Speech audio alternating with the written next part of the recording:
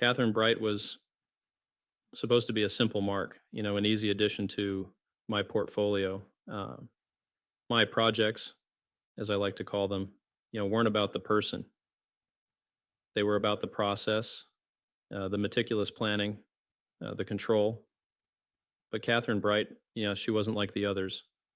She didn't fit neatly into the box I'd constructed for my fantasies. She fought back and she made me break my own rules. It started the same way it always did: surveillance, reconnaissance, and the thrill of the hunt. Kathryn lived in a modest home in Wichita, Kansas. She worked, she laughed, she lived. She had no idea she was a character in my story, a pawn on my board. I'd picked her because she seemed unassuming, vulnerable, and I was wrong about that. On April 4th, 1974, the day arrived. I broke into her home early, prepared to wait. The anticipation was the best part, the quiet moments before the chaos. When she finally came home, she wasn't alone. Her brother, Kevin, was with her. That wasn't in the plan. I wasn't prepared for him. But adaptability is key, isn't it? Plans are guidelines, not absolutes. I pulled my gun and asserted control, just as I had done with the Otero family. I told my latest victims that I was a wanted man in California and I needed food, cash, etc. This was obviously just a ruse. And I was here for one reason and one reason only: to kill. But I couldn't let them know that. If memory serves me correctly, I had Kevin tie up Kathryn. Then I tied Kevin up. They were scared. Everyone is scared, but Kevin, he had fire in him. He fought against the bonds, resisted in a way that most don't. I'd underestimated him. I told him it was a robbery, but he didn't believe me, and I could see it in his eyes. I tied Kevin by his feet to the bed and moved Kathryn to a different bedroom. I then turned my attention back to Kevin. I started to strangle him, but somehow he broke free, fought back, and in the struggle, I shot him once in the face. He went down, and I thought he was dead. It wasn't part of the plan to use the gun, but plans were already falling apart. Kathryn, screaming, struggling, wouldn't stop fighting. She didn't give in. Eventually, I started to get the better of her when I heard some commotion in the next room. Remarkably, Kevin wasn't dead. I returned to Kevin's room, and we started to fight again. I had brought along 2 handguns to the house that day. One of them, a Magnum, was still in my shoulder holster. I was worried that in our struggle, the Magnum might go off, but in the end, I was able to shoot Kevin again with the other gun that I had. After that, I turned my attention back to Kathryn. None of my usual methods worked on her. I stabbed her over and over, each thrust more frantic than the last. Her resistance made her death messier, uglier, but also more personal. Kevin wasn't dead. He crawled away while I was focused on Kathryn, and he got to the neighbors, raised the alarm. I hadn't expected to be interrupted, but I fled before the police could arrive. That wasn't like me, to leave a scene so unfinished. Kathryn was dead, yes, but Kevin lived. He saw my face. He heard my voice. That failure, that imperfection gnawed at me. For days after, I replayed it in my mind, dissecting every detail, every mistake. Kathryn Bright haunted me in a way my other victims didn't.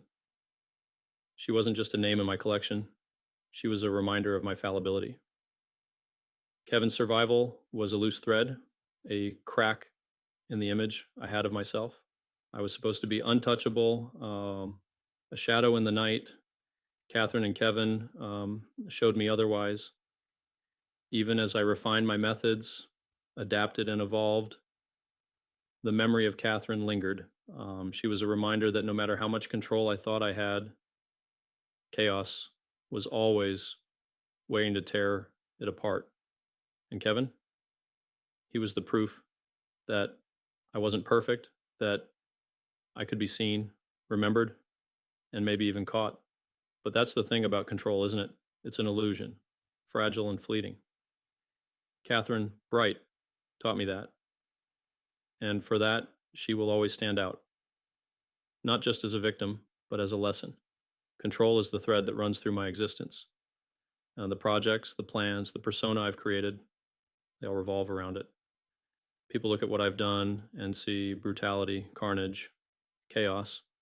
But for me, it was always about control, the power to decide who lives and who dies, to orchestrate a moment in time where I hold all the cards.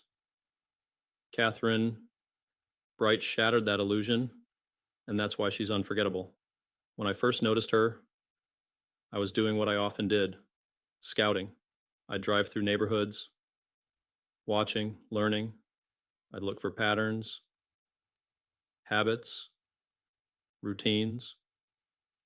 People are creatures of habit, and they don't even realize it. Kathryn caught my attention because she seemed so ordinary.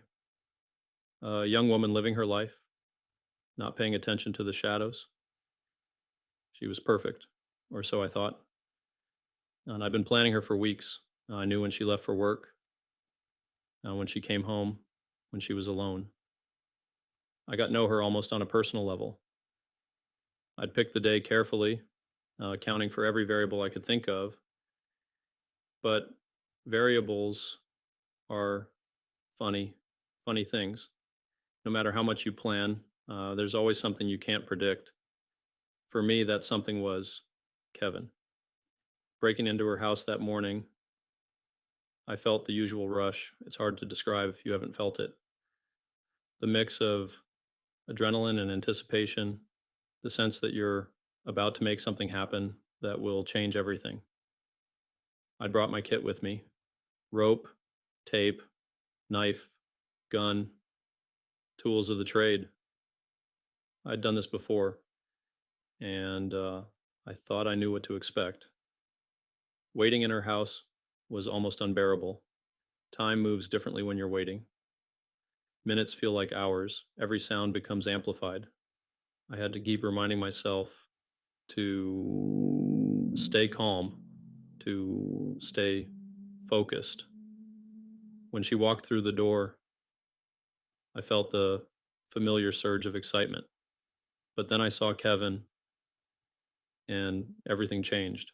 Kevin's presence threw me off balance.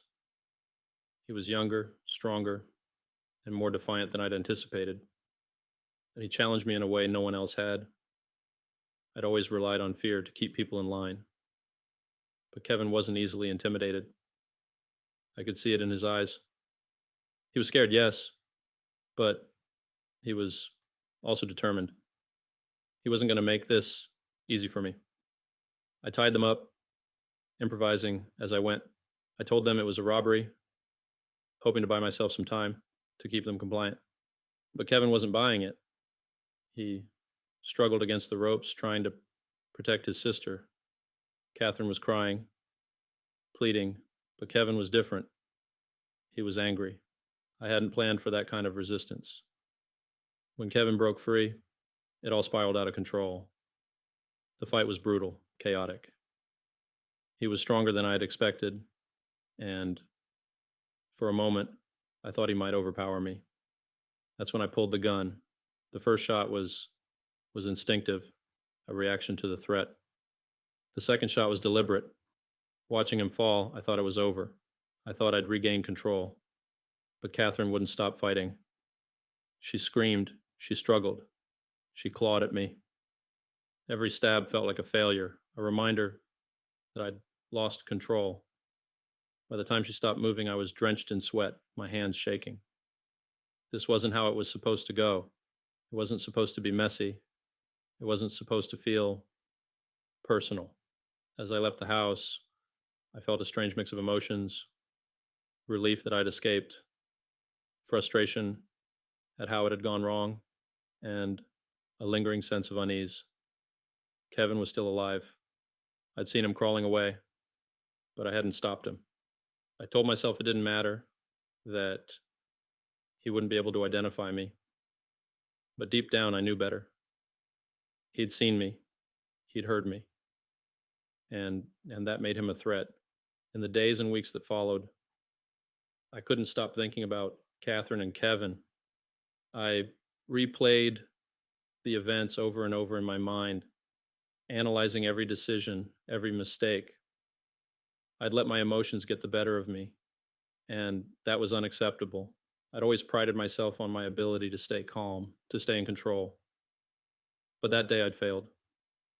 Kathryn Bright became a turning point for me. She wasn't just another victim. She was a reminder of my limitations. She showed me that no matter how much I planned, I couldn't account for everything. And Kevin's survival, that was a loose end I couldn't ignore. I told myself it didn't matter, that I'd be more careful next time, but the truth is it haunted me. Over the years, I've often wondered what might have happened if Kevin hadn't been there, there. Would Kathryn have been easier to control?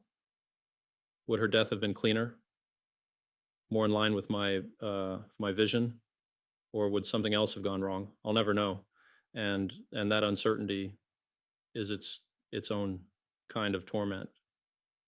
People like to think of killers as monsters, as inhuman creatures who thrive on chaos, but for me, it was always about control.